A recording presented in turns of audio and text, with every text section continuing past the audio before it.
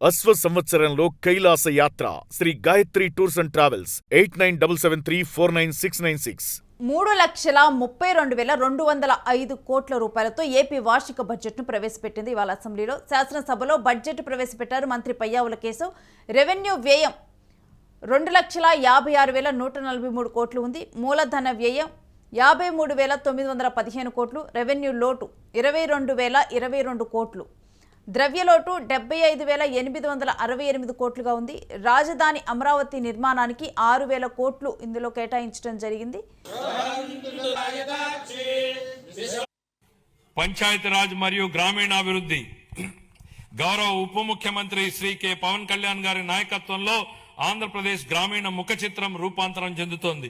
25-26 ఆర్థిక సంవత్సరంలో 3.44 లక్షల మంది ఎన్నికైన ప్రజాప్రతినిధులు మరియు కార్యనిర్వాహకులకు శిక్షణ ఇవ్వడం ద్వారా ఆంధ్రప్రదేశ్ దేశవ్యాప్తంగా ప్రథమ స్థానాన్ని సాధించింది.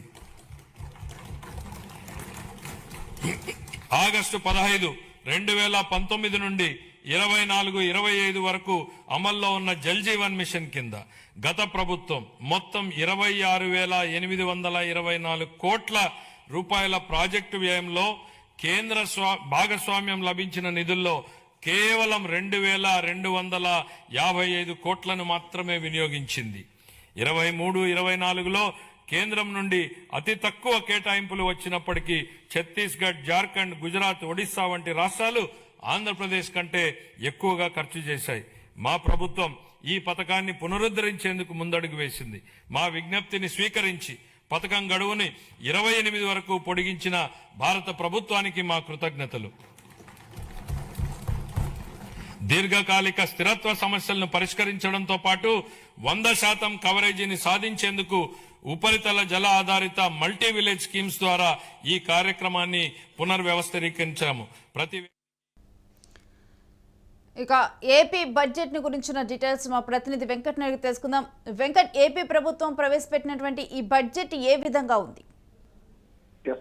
బడ్జెట్ అనేది అంటే మామూలుగా దాదాపు 15 రోజుల నుంచి కూడా ఈ బడ్జెట్ కి సంబంధించి పెద్ద ఎత్తున చర్చ జరుగుతుంది. అంటే ఈ ధాన్యం సేకరణ విషయంలో కానీ, అదేవిధంగా పిఎం కిసాన్ పథకం, వీటన్నిటికి సంబంధించి, అదేవిధంగా విబిజీ రామ్జీ పథకం ఏదైతుందో కరువు పనికి సంబంధించి, అదేవిధంగా అన్నదాత సుఖీలో కానీ, లేదంటే అన్నా క్యాంటీన్లు, పోలవరం ప్రాజెక్టు, అమరావతి నిర్మాణం, అదేవిధంగా సాగునీటి ప్రాజెక్టులకు సంబంధించి వంశధార 2 కానీ, ఇతర సాగునీటి ప్రాజెక్టులకు సంబంధించి కానీ ఇవన్నీ కూడా కొంత ఉత్కంఠ అయితే నెలకొన్నటువంటి పరిస్థితి ఉంది. రాష్ట్ర ప్రభుత్వం ఏ విధంగా దీనికి సంబంధించి కేటాయింపులు చేయబోతుంది ఏంటి అనేది అయితే ఆసక్తి అయితే నెలకొంది. ముఖ్యంగా వ్యవసాయ శాఖకు సంబంధించి రాష్ట్ర ప్రభుత్వం ఎటువంటి అడుగులు వేయబోతుంది అనే దానికి సంబంధించి ఒక స్పష్టత అయితే ఇటీవలి కాలంలో కొంత ఆందోళన అయితే నెలకొన్నటువంటి పరిస్థితి ఉంది. ఎందుకంటే భారీగా అప్పు కూడా ఉండటం, ఇవన్నీ కూడా కొంత రాష్ట్ర ప్రభుత్వానికి తలనొప్పిగా మారినటువంటి పరిస్థితి ఉంది. అందుకనే కొంచెం ఈ అంశానికి సంబంధించి కొంత జాగ్రత్తగానే రాష్ట్ర ప్రభుత్వం నిర్ణయం తీసుకుందని చెప్పుకోవచ్చు.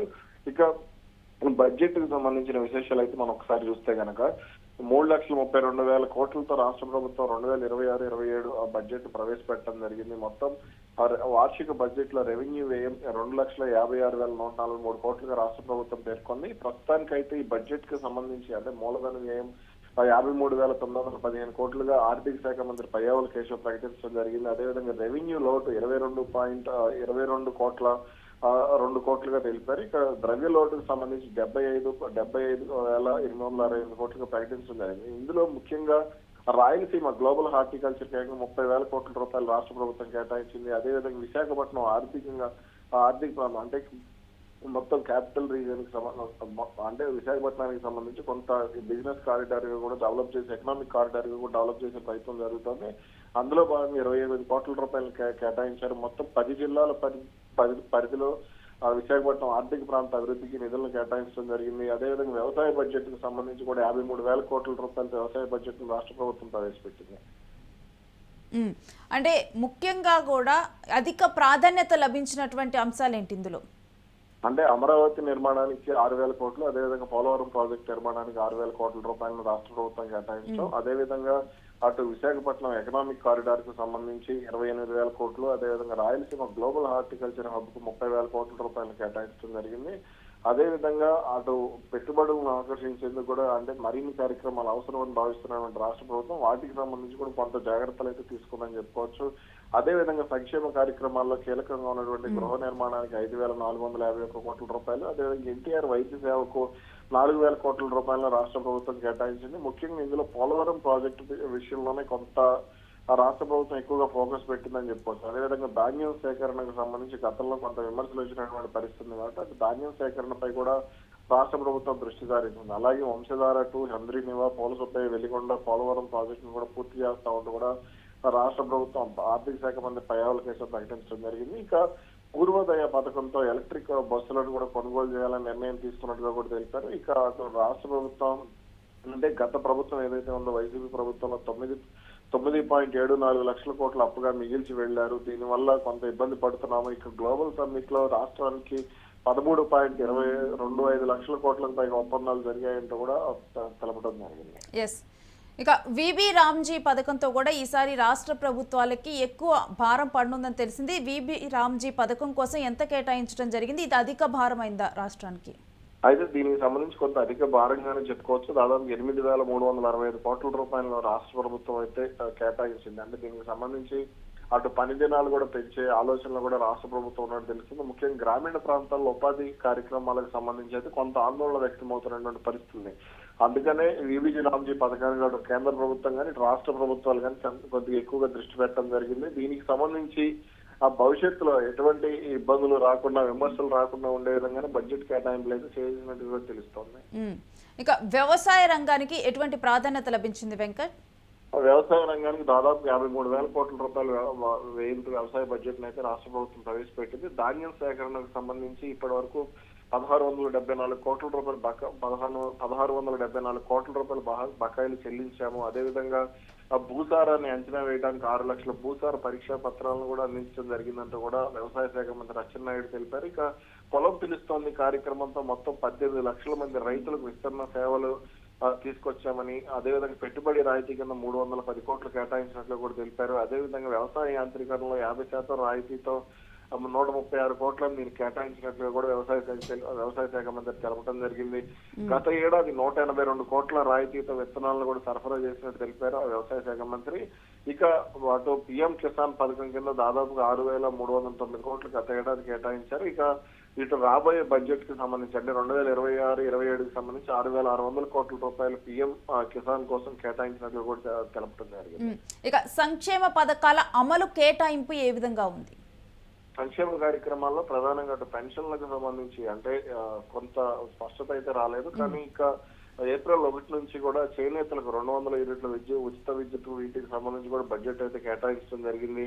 అదేవిధంగా అంటే మరికొన్ని కార్యక్రమాలకు సంబంధించి అంటే ఇటు ఎలక్ట్రిక్ బస్సులకు సంబంధించి కానీ అటు స్త్రీ శక్తి పథకం విషయంలో కానీ వీటన్నిటికీ కూడా భారీగానే కేటాయించారు. ఇందులో సంక్షేమానికి 17% కేటాయించడం జరిగింది. విద్యకు 11%, ఆర్థికంగా 8%, పంచాయతీరాజ్ గ్రామీణాభివృద్ధికి 7% కేటాయించారు. వైద్యారోగ్యం, కుటుంబ సంక్షేమం కింద 6% కేటాయించడం జరిగింది.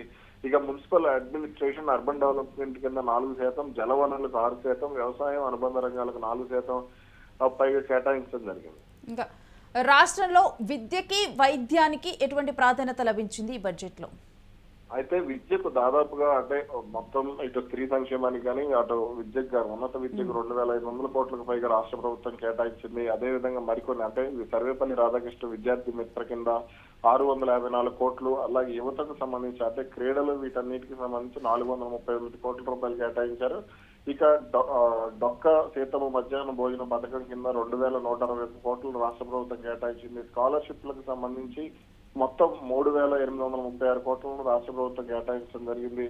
అదేవిధంగా ఎన్టీఆర్ భరోసా పెన్షన్లకు సంబంధించి 27 కోట్లు, అదేవిధంగా దీపం 2 పథకం కింద మొత్తం 27,000 కోట్లు ఎన్టీఆర్ భరోసాకు, అదేవిధంగా దీపం 2.0 పథకానికి 2,600 కోట్ల రూపాయలు కేటాయించడం జరిగింది. ఇక మొత్తం అంటే ఇటు వైద్య ఆరోగ్య శాఖకు సంబంధించి కూడా కొన్ని జాగ్రత్తలు తీసుకున్నారు. అంటే ఇటు మెడికల్ కాలేజీలకు సంబంధించి కూడా కొంత నిధులు కేటాయించడం జరిగింది. ఇక భవిష్యత్తులో అటు వైసీపీ నుంచి విమర్శలు రాకుండా ఉండే విధంగా ఈ బడ్జెట్ లో కొంత జాగ్రత్తలు అయితే తీసుకోవడం జరిగింది.